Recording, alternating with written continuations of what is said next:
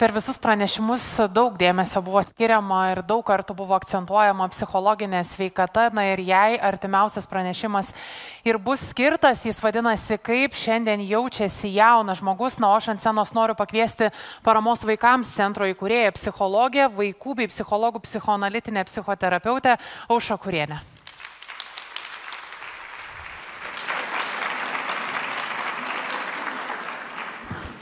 Labą dieną visiems. Suprantu, kad jau visiems nekantru, pertrauka artėja ir tikrai labai intensyvūs ir tikrai labai įdomus ir mano galva labai prasmingi ir svarbus pranešimai jau nuskambėjo. Tai aš buvau pakviesta paskaityti pranešimą, kaip šiandien jaučiasi jaunas žmogus. Tai aš neturiu statistikos, neturiu skaičių, nesu mokslininkė tyrinėtoja.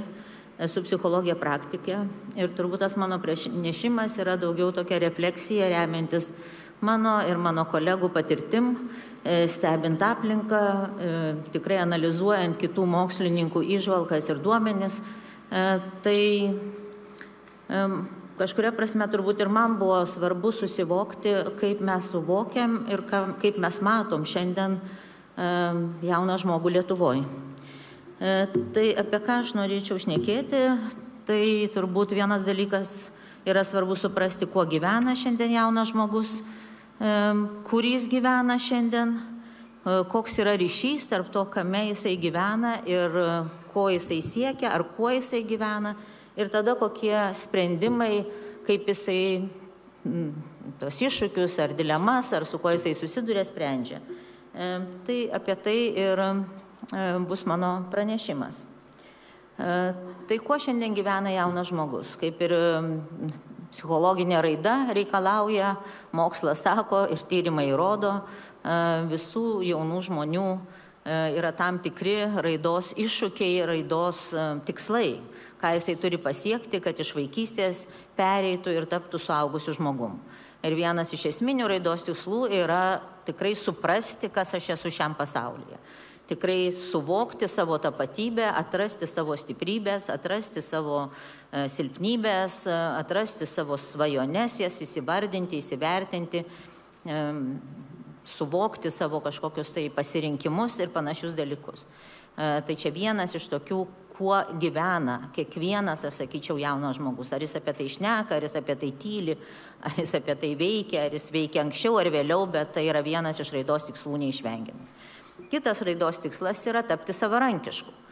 Tai jeigu mes galvojam apie jauną žmogų, štai baigiantį mokyklą, einantį per savo paauglystę, tai tikrai toks yra iššūkis, kurio gyvena, kaip subalansuoti priklausomybės ir nepriklausomybės balansą.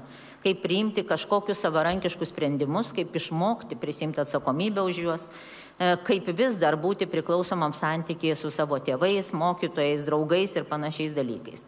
Tai čia yra didelė dalis gyvenimo yra tuo užimta.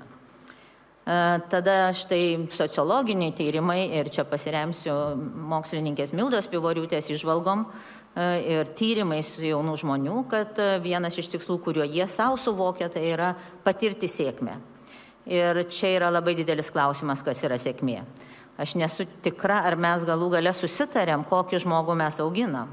Ar mes, aišku, švietimo sistemai, kokius tikslus keliam jaunam žmogui, ką jisai turi būti įgijęs, kas yra sėkmė. Ar sėkmė yra gerai išlaikyti egzaminai, ar sėkmė yra apsisprendimas, ką aš studijuosiu, ar sėkmė yra suderinti močiutės slaugą ir nepraleisti pamokų, ar sėkmė yra turėti kažkokį gerus santykius su savo draugais, būti savo kompanijos siela ir jau galbūt pradėti savo verslą sulaukus 14. Tai kas yra sėkmė? Ir turbūt nėra vieno tokio vardiklio, kad mes pasakytumėm, kad tai yra sėkmė arba nesėkmė. Ir čia didelė dilema gali kilti, kas atrodo šeimai sėkmė, gali netrodyti tokia didelė tavo draugams tavo sėkmė. Tai čia yra tai, kuo gyvena jaunas žmogus, suprasti, kas jam yra sėkmė, kaip ją patirti, pasiekti, išgyventi ir panašius dalykus. Ir štai, ačiū Simonai, pabaigoje pranešimo buvo patirti paauglystę. Tai, aš sakyčiau, patirti jaunystę, patirti paauglystę yra tai, ką tikrai kiekvienas jaunas žmogus nori. Ir ką tai reiškia? Tai dažniausiai reiškia riziką, nuotykį, džiaugsmą, kažkokius ypatingus įvykius ir taip toliau. Kiek tai patirti tą jaunystę, patirti paauglystę, kiek visi tie dalykai, tas adrenalinas, jeigu norim, yra legalūs ir prieinami legaliai, o kiek tai pasidaro probleminis elgesys, tai čia yra irgi klausimas. Tai klausimas yra, kur gyvena dabartinis jaunas žmogus Lietuvoje, kaip aš ar mes suvokiam, kas vyksta, koks yra kontekstas, kokia yra aplinka, kurioje mes gyvenam. Jie yra ta pati aplinka mums visiems, ne tik tai jauniems žmonėms, jie negyvena kažkokioje kitoje aplinkoje, negu mes visi gyvenam. Tai, man atrodo, yra labai svarbu nepamiršti, labai daug teigiamų dalykų yra Lietuvoje šiuo metu vyksta. Yra labai daug teigiamų dalykų susijusių su emocinė sveikata. Žmonės yra žymiai atviresni, yra mažiau stigmatizacijos, yra tikrai paprasčiau ir įprasčiau kalbėti apie savo jausmus, juos nežinau, pagarbiai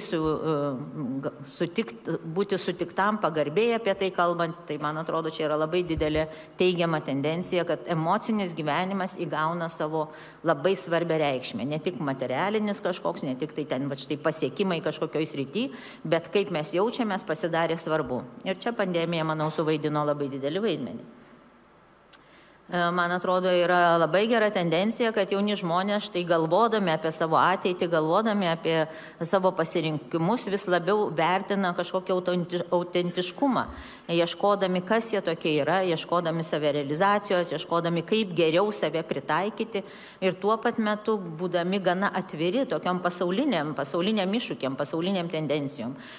Žinau, ten demografijos, atšilimo krizei, kažkokiam kitiem dalykam, kurie pasaulyje yra aktualūs. Ir tai, man atrodo, mes auginam labai tokią smalsę kažkuria prasme atsakingą kartą, kuriem įdomu, ne tik tai mano kažkokia tai asmeninė gerovė, bet taip pat ir tokio pasaulio piliečio susivokimas.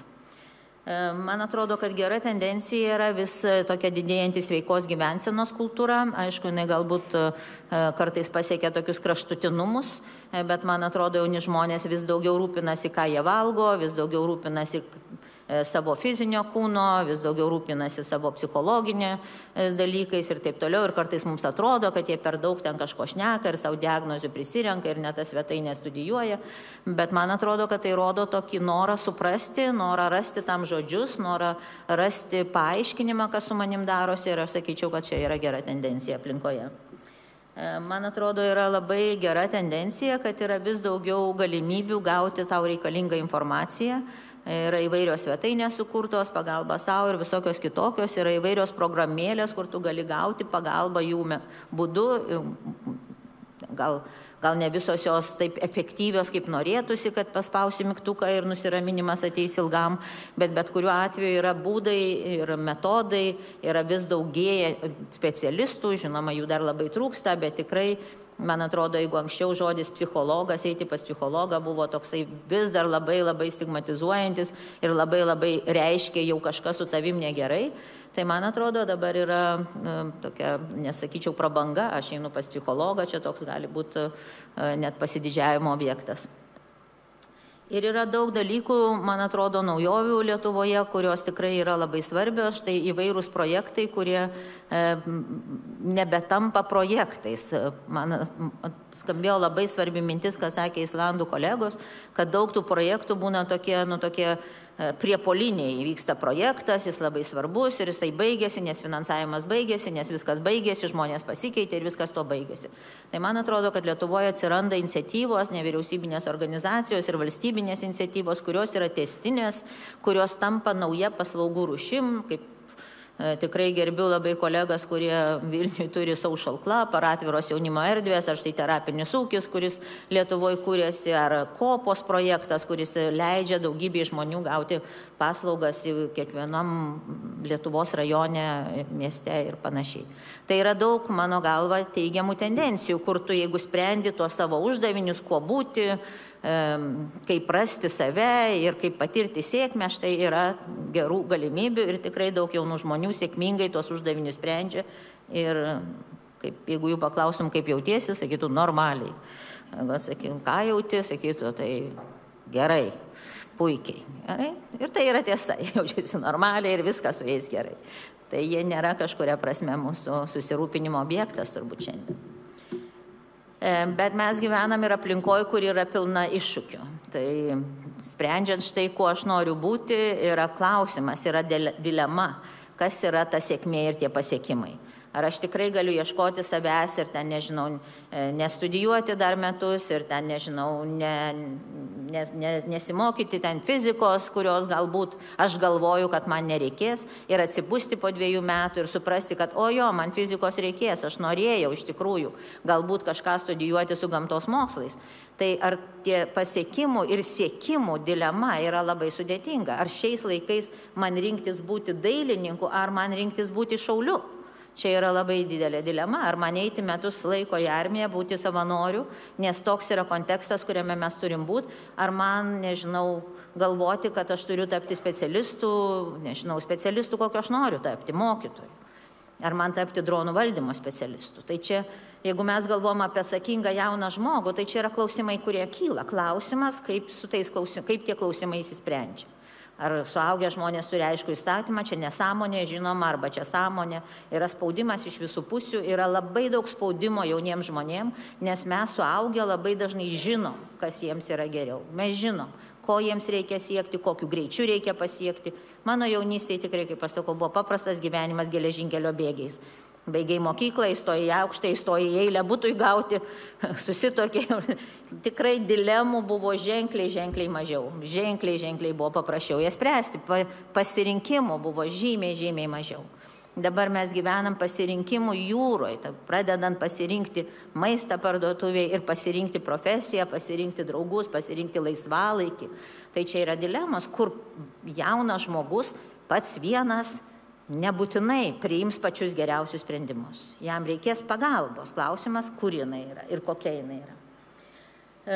Socialinė ekonominė neligybė, tikrai yra daugybė tyrimų, kad sėkmingas jaunuolis tikrai priklauso nuo tėvų gebėjimo padėti, turėti pagalbą, užnugarį, taip vadinama, kažkokį finansinį, materialinį galimybę, suprasti, galimybės ten naudotis ir taip toliau. Ir mano galva, tai yra labai didelis iššūkis Lietuvai. Kai prasidėjo pandemija, buvo tikrai vaikų, kurie neturėjo jokių mobilių telefonų, į kuriuos galėtų nuotoliniu būdu išsikraustyti.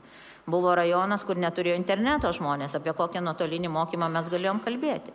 Tai man labai norėtųsi, kad švietimo sistema tikrai tą nelygumą maksimaliai išlygintų, kad vaikai turėtų vienodas galimybės, kurias suteikia švietimo sistema, nepriklausomai nuo to, kokia yra socialinė, ekonominė tavo šeimos padėtis. Tai, man atrodo, čia yra iššūkis, su kuriuo dar tikrai užtruksim, kol jį įveiksim. Dar yra kur eiti. Iššūkis, sprendžiant savo dilemas, man atrodo, ir siekiant savo tikslų, yra visuomenės požiūris į jaunimą. Ir norėčiau suklysti ir norėčiau, kad man kas nors pasakytų, kad taip nėra, kaip aš galvoju. Bet kai aš girdžiu kalbas apie jaunimą, aš jau nekalbu apie kokias nors antraštės, žiauriausias jaunimas, ten nežinau, kokiam ten pasaulyje ar kas nors panašaus, bet yra tokiam buitiniam lygmenį, jie viską gauna, jie tie gauna daug, ko mes niekada negavom, bet jie tokie neatsakingi, jie tokie tinginiai, jie tokie silpni, jie tik tai jiems depresija ir panašus dalykai. Tai, man atrodo, tai labai didelė netiesa ir labai nesažininga jaunų žmonių atžvilgių. Nes taip, kai kurie yra tikrai depresiški, taip, kai kurie gal nėra labai atsakingi pagal savo amžių, bet visumoje jie yra labai panašus į mus. Jie yra tokie kaip mes. Jeigu mes jiems davėm daug, tai labai gerai, mes turėjom galimybę, reiškia, mes buvom pajėgus duoti. Tai nepriekaištaukim, ką jie su to daro, bet padėkim jiems tą paimti ir panaudoti geriausiu būdu. Ir galbūt jie nežino, kaip naudotis tuo, ką mes jiems davėm. Dar turėtumėm gerai susivokti, ką mes jiems davėm. Ekranus mes jiems davėm, ar mes jiems davėm štai kokybišką laisvalaikį, pakvietėm juos dviračiauti. Ką mes jiems davėm? Ar mes jiems davėm labai daug maisto, ar mes davėm įdomų pokalbį prie to stalo. Tai čia klausimas, ką mes davėm, bet davimas su priekaištu tikrai sutrikdo kaip minimum skrandį ir kaip maksimum protą. Tai čia Būkim budrus su to priekaištu, tiek daug davėm, ten visi mes pavargę nuo įkišimo į juos visko, žinių, maisto, ten nežinau, pramogų ir taip toliau, o jie nedėkingi pavargę, jie tikrai pavargę. Jeigu jūs pažiūrėtumėte jauną žmogų, ten kokį 10-oką, atsakingą 10-oką, kuris nori mokytis ir nori dar ką nors daryti, jis tikrai dienos bėgėje pavargęs yra, nes jisai dirba mažiausiai 12 valandų intensyvaus protinio darbo. Jis tikrai pavargęs. Jam tikrai reiktų pailsėti ir užmigti laiku, bet tada jis įsijungia į savo socialinį gyvenimą ir tada tas išsibalansavimas duoda rezultatą. Iššūkis, sprendžiant savo raidos uždavinius, yra, man atrodo, tėvų bejėgystė ir tėvų pervargimas. Vaikai yra pavargę, bet tikrai tėvai, aš čia nekalbėsiu apie mokytojus, man atrodo, yra daug tokio perdegimo, nusivylimų, tokios bejėgystės, kur dalinai yra susiję su tuo, kur mes gyvenam. Aš tikrai nenustoju kartotis ir man atrodo, dar tai yra tikrai nesuvokta nei specialistų, nei tiesiog žmonių, ką mums padarė pandemija. 2 metai izoliacijos ir 2 metai buvimo nuotolėje, distancijoje, ką padarė mūsų paaugliams, kiek nerimo tai sukėlė, kokių dalykų atnešė gerų, bet ir kiek apribojo kažkokių tai dalykų. Ir tada mes įvažiavom į karą tą pačią dieną, be jokios pauzės, be dienos pertraukos. Ir visas nerimas ir nežinia, ir iki šiol nežinia, besitęsianti, nėra aiškumo, tai išsekina, suaugusius išsekina ir išsekina vaikus. Ir ar mes apie tai mokam šnekėtis, reflektuoti, ar mes apie tai mokam šnekėti su vaikais, ar mes jiems sakom, palikit šitą dabar už durų, čia dabar svarbu yra mokytis. Dabar čia negalvosim apie tai pagalvosim, kai tai prasidės. Arba apie tai tik tai galvosim, čia niekas nesvarbu, dabar tik tai svarbu, ten nežinau ką daryti, ruoštis ir dar kartą ruoštis. Tai čia yra situacija, kuri turi būti, jinai, negali sakyti, jos nėra, jinai turi būti apmąstyta, suprasta, ką mums kiekvienam reiškia ir ką tai padaro mūsų santykiam ir ką tai padaro mūsų jaunam žmogui, kuris nori patirti sėkmę, nori patirti paauglystę, nori apsispręs, ko būti šiam gyvenime ir nori būti save realizavęs. Tai čia gali būti tiesiog nesuderinamas iššūkis. Ar atidėsiu dabar gyvenimą, kol palengvės? Ne, gyvenimas yra tai dabar, kol lauki, kol palengvės. Ir vis dar yra psichikos sutrikimų stigmatizavimas, ypatingai jeigu ten gauni kokią sutrikimo diagnozę, ar tai būtų ADHD, dėmesio sutrikimo, ar kokio nors autizmo spektro, tai tikrai yra didelė tikimybė, kad tu atsidursi tokiam nuvertinimo, patyčių, tokio, nežinau, nemėgimo tokioj situacijoje, kur niekas nesigilins, ką tai reiškia iš esmės. Tu parsivežiai diagnozę ir tu esi padėtas į langelį, kur labai turi mažai šansų pasirodyti, kad tu esi protingas, fainas, draugiškas, jauti, nežinau, planuoji, sapnuoji ir lygiai taip pat turi tuos pačius raidos uždavinius kaip ir visi kiti. Tik tai turi ypatumų, tik esi kitoks, ar ne mes visi esam individualūs, tiesą sakant. Tai kaip čia tos dilemos tada yra sprendžiamos? Štai jis turi tokius tikslus, jis gyvena štai tokiam pasaulyje ir kas tada yra viduje, kur čia mes dabar randam kažkokius sunkumus, kodėl turim kažkokių priemonių ieškoti, kad vaikam padėtumėm sėkmingiau įveikti šiuos uždavinius. Tai kuriuos čia paminėjau, tai nesikartosiu, bet tikrai yra daug nerimo dėl nežinios, yra daug nežinios mūsų gyvenime ir mūsų vaikų gyvenime. Ir mes norėtumėm paversti tai žinia. Yra dalykai, kurie yra aiškus. Ir mokykla, štai vienas yra iš tų dalykų, kuris yra labai aiškus. Pamokos prasideda 8, baigėsi ten, nežinau, 3, pietų pertrauka yra tokia, tai tas ramina, jeigu ten tikrai yra saugu ir yra tvarka ir nesikeičia. Bet kartais mes neįvertinam, kad mes darom pokytį ir nematom reikalo vaikų informuoti, kur pasikeičia mokytoja. Ne, štai keičiasi mokytoja, buvo mokytoja ir tada mokytoja atsitiko kažkas gero, tikėkimės gero, ar ten jinai išvyko kitur gyventi, ar gal išėjo motinystės atostogas, ar gal dar kas nors. Ta prasme, kaip įvyksta atsisveikinimas paprastasis? Ar mes kartais pamirštam, kad prieš mus yra žmonės, kurie yra prisirišę prie tos mokytojos? Kaip ateina kita mokytoja, ką jinai pasako, kur ta dingo? Aš girdžiu iš vaikų visokių keiščiausių istorijų, tikrai čia galėčiau kaip kokia stand-uperė pasakoti istorijas, kaip ateina nežinia kas į klasę ir nesivargina papasakoti vaikui, kur dingo jo mokytoja, nes laikas gaištaisi. Sukeltas nerimas sugadins jums visas 45 minutės, patikėkit manim. Tai tik nepamirškim, kad prieš jūs žmonės, kurie jūs myli, mėgsta, laukia, pasiilgsta, jiems rūpi jūsų sveikata. Vaikai mato mokytoją viską, kaip jis atrodo, kaip jis apsirengęs, koks jo veidas, ar jis pavargęs, jis galvoja, kas jam yra, kas jam su to veidu, gal jam bloga nuotaika, gal jis susirgo, o gal jisai ten turėjo laimingą vakarą ar dar ką nors. Jie mus mato, todėl kad jiems mes rūpim. Tai tas yra labai svarbi žinia, kurią mes pamirštam, kad tai yra dviejų žmonių susitikimas, ne dviejų statusų mokinys ir mokytojas. Tai yra svarbu, yra autoriteto galia, bet yra žmonių susitikimas, žmonių, ne ko nors kažkokių ten, nežinau, diagnozių ir pozicijų. Štai yra dilema, kurią turi išspręsti tą darydamas tarp lūkesčių ir socialinių normų, ir kažkokių konfliktų, ir vertybių. Ir čia girdėjau jauną merginą sako, aš tai norėčiau ištekėti pabaigus mokyklą ir turėti didelę šeimą. Sako, įsivaizduojate, ar aš galiu kam nors pasakyti, kad aš to noriu. Ašgi turiu norėti mokytis, baigti, verslą kurti, namą pasistatyti, o paskui jau gal sulaukus kokių 29 galvoti apie santuoką. Bet sako, aš sako, neturiu vaikino iš tikrųjų, bet aš norėčiau ištekėti. Norėčiau baigti mokyklą ir ištekėti ir sukurti šeimą. Big deal, gali būti pasmerktas, kad nenori aukščiau, nesieksi sėkmės. Kieno sėkmės, apie ką yra ta sėkmė, mes nežinom. Ir lygiai tas pats, kas sako, aš nenorėsiu vaikų, aš norėsiu būti profesionali, aš norėsiu kurti kažkokią ten organizaciją, aš norėsiu daryti, aš norėsiu dirbti su vaikais galbūt. Aš gal norėsiu įsivaikinti vaikų, aš savo nenorėsiu. Dieve. Pasipasako prie kalėdų stalo šitą planą, kas bus. Tikrai ateis kalėdos visiems. Išgirsi, ko negirdėjai apie save.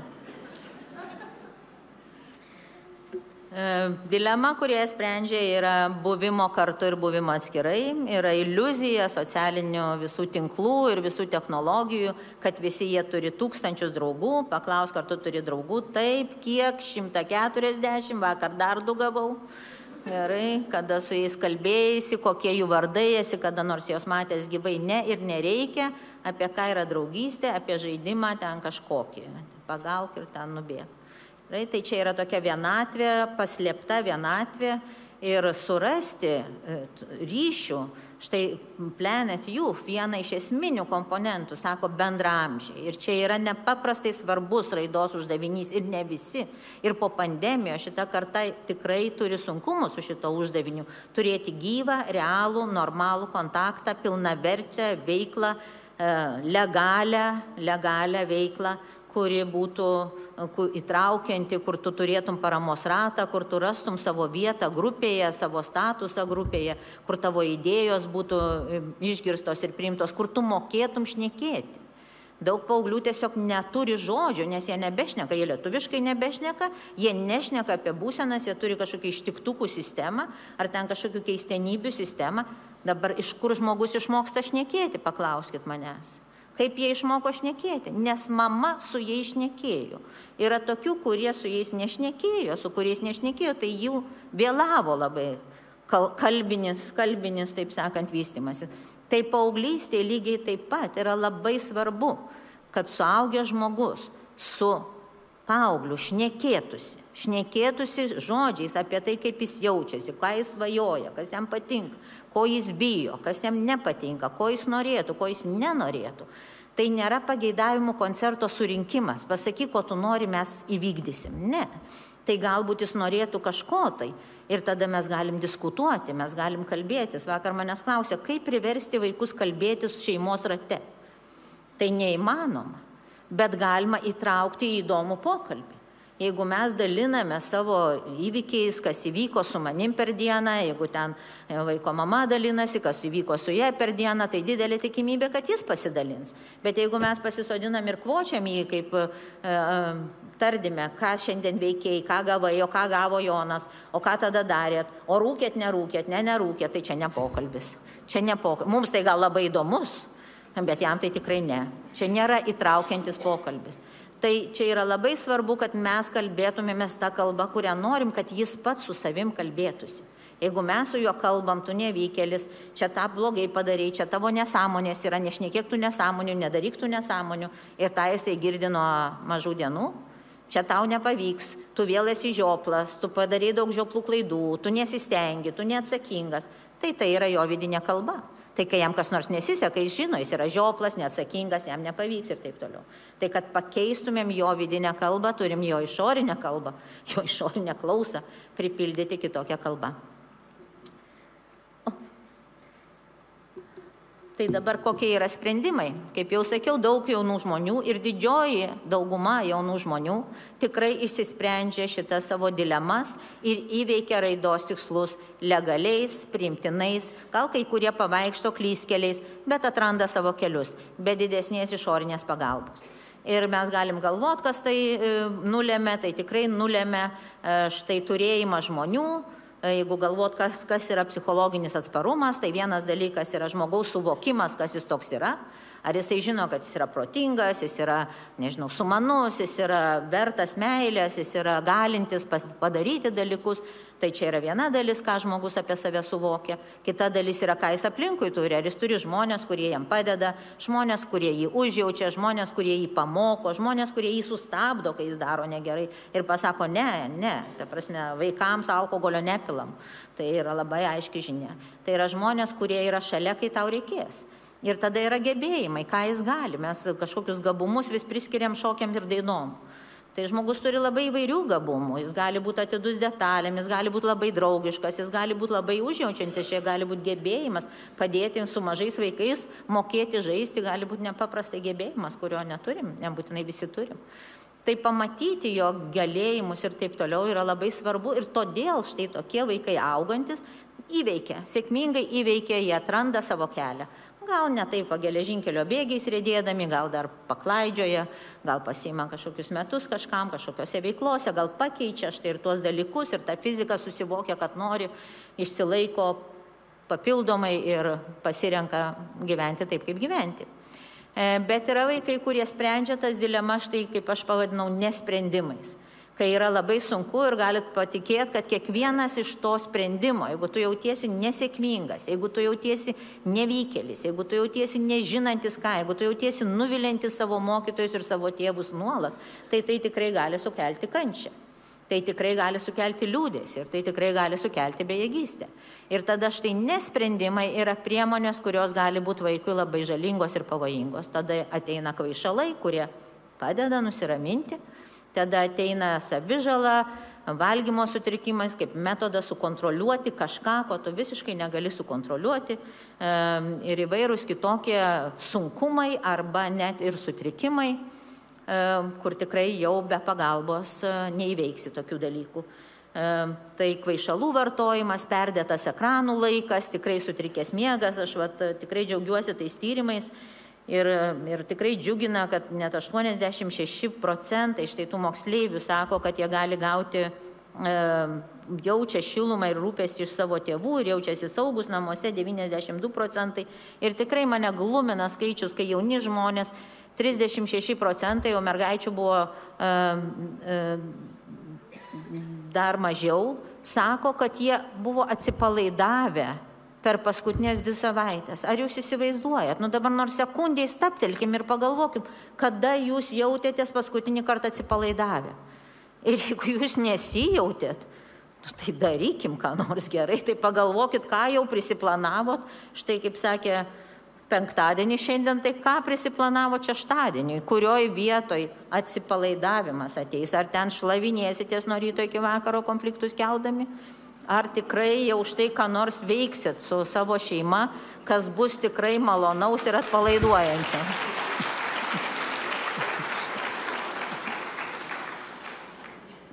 Tai čia yra nesprendimai.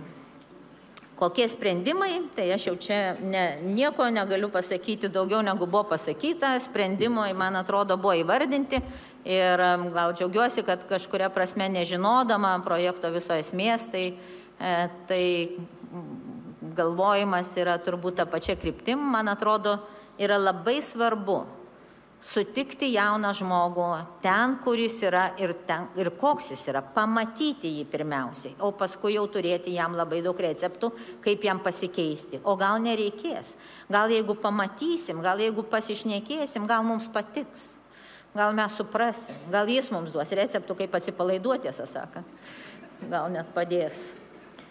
Tai yra labai svarbu ir man atrodo tokios vietos, kaip tos jaunimo kabinetai, kaip kažkokios atviros erdvės, kaip bet kokie klubai, bet kokie mokykloje erdvės padarytos, kur jauni žmonės gali tiesiog susėsti, būti, kalbėti ir nebūtinai vykdyti ten kažkokią tai ypatingai prasmingas veiklas. Tai tikrai yra labai svarbios suprasti, apie ką jie gyvena, kas juos dabar jaudina ir ką jie su to veikia. Yra labai svarbu skirti finansavimą. Tikrai, ta prasme, tu gali kiek nori prisigalvoti, bet man atrodo, turim skirti pakankamai lėšų, suprasdami, kaip svarbu tai yra. Tikrai nenorim, kad pusė jaunų žmonių tikrai išgyventų kažkokį sunkumą, tikrai tapdami suaugusiais žmonėm. Tai jie ateis pareikalaus didesnių kaštų. Tikrai tai visi vaistai ir visi dalykai pareikalaus žymiai. Ta bedarbystės apmokėjimas pareikalaus žymiai didesnių kaštų, negu mes čia galime įsivaizduoti, kiek tai prevencijai mes investuojam. Ir man atrodo, kas man yra ir šitam projekte, kuo aš labai džiaugiuosi ir ko aš labai ieškau, už tai jau baiginėjau savo profesinę karjerą. Negaliu sakyti, kad visai nieko neįvyko, bet tikrai neįvyko tiek, kiek norėtųsi, tai bendradarbiavimo. Vaikas nėra tik mokinys, vaikas nėra tik vaikas šeimoje, vaikas nėra vaikas ligonis, vaikas nėra pomokinės veiklos dalyvis, vaikas yra viskas viename. Ir tol, kol mes nesikalbam, kai vaikas išeina iš krizių centro, tai jo mokykla, jo šeima, jo būrelis, turi turėti kažkokį supratimą, kas yra įvykę, kaip dabar daryti, kaip jam padėti, kuo greičiau grįžti, o ne štai, šitas jau va, šitą gal ar jau tu turbūt nebūsi mūsų būrelį, ar ne, ten tau labai stresą, tu nelaikai. Tai kol mes nepradėsim tarpusavėje bendradarbiauti, kiekvienas savo rėmuose, mokytojai tarpusavėje, tėvai su mokytojais, mokytojai su gydytojais, psichologais ir taip toliau, man atrodo, nei vienas iš mūsų, jokia sistema nesam pajėgi, ne tik, kad ten prevenciją vykdyti, bet ir tam vienam vaikui padėti. Tai aš labai džiaugiuosi matydama čia tokį būrį įvairiausių specialistų ir tikrai yra vilties, kad štai kažkokį nuoseklų projektą įgyvendinant mes išmoksim, nes čia nėra tik tai hobi, mes išmoksim ir sukursim mechanizmus bendradarbiavimo. Tai ačiū už dėmesį ir geros kavos.